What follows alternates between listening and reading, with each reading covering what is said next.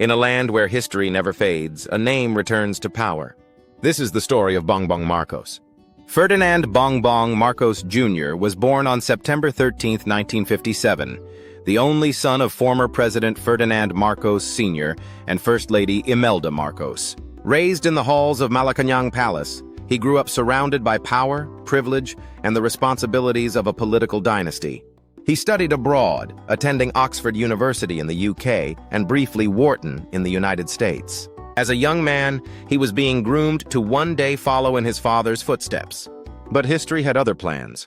In 1986, the People Power Revolution swept the nation. The Marcos regime was overthrown. The family was forced into exile in Hawaii. A name that once commanded the country became one of the most polarizing in Philippine history. To some, it symbolized order, discipline, and national pride. To others, it evoked memories of martial law, fear, and oppression. The name Marcos became both a legacy and a burden.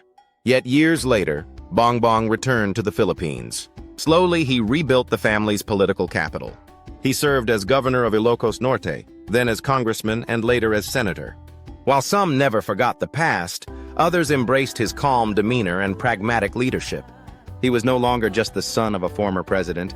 He was becoming a figure of his own. In 2016, he ran for vice president, but narrowly lost.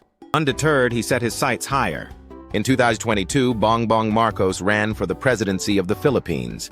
His message was simple: unity. He kept his campaign disciplined and quiet, avoiding debates and confrontations. He promised healing, moving forward and leaving the past behind.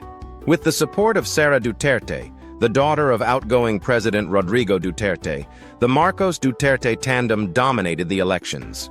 Marcos Jr. won by a landslide, securing over 31 million votes, the largest presidential mandate in Philippine democratic history.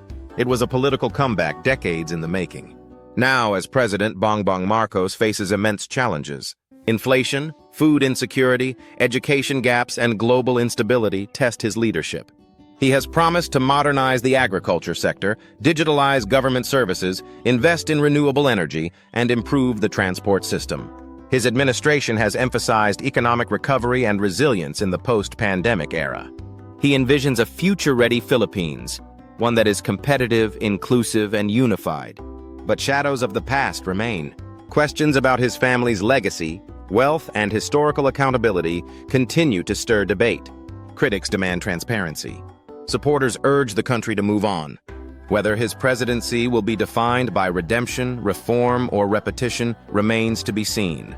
This is not just the story of Bongbong Marcos. It is the story of a nation trying to heal, trying to grow, trying to understand who it was and who it wants to be.